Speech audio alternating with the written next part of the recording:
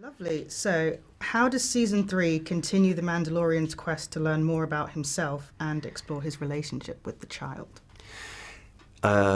In season 3, I think that there's a level of acceptance for both characters, Din Djarin and Grogu, in terms of their dependence on one another and how they're basically unwilling to be apart. It's just not worth it.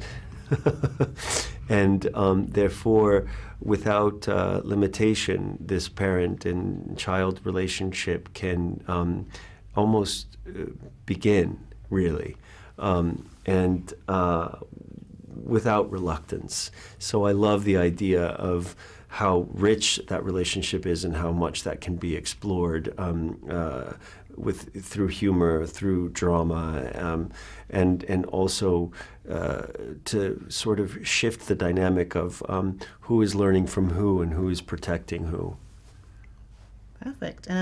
Would you say the story is principally a story about self-discovery?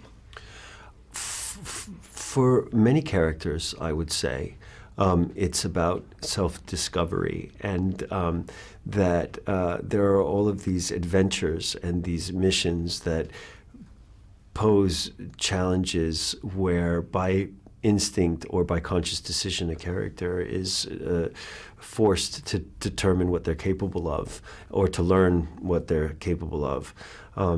There isn't more of a kind of blank slate as Din Djarin in terms of losing his parents so young and being a foundling and identifying so strictly with a particular creed and culture, but not really understanding who he is or what he is capable of until he meets Grogu and starts to discover basically who he is through the love in that relationship. Perfect. And the teaser trailer suggests that the Mandalorian isn't alone and that there were or are more like him. Can you expand on that at all? Well, I hope I'm not in too much trouble because all day I've been talking about how many more Mandalorians people are going to get to meet in season 3.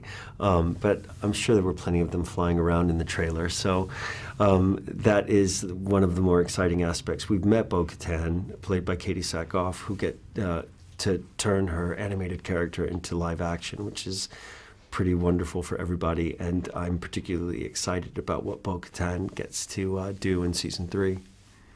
Perfect. And just finally, how would you describe the difficult relationship between the Mandalorian and his people? And would you say he's still an outsider in this season?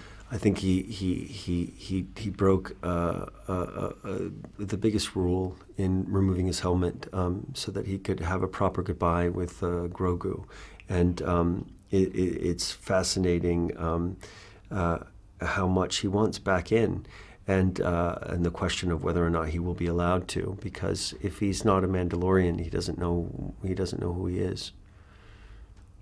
Perfect. Thank you so much. You're so welcome. Finished.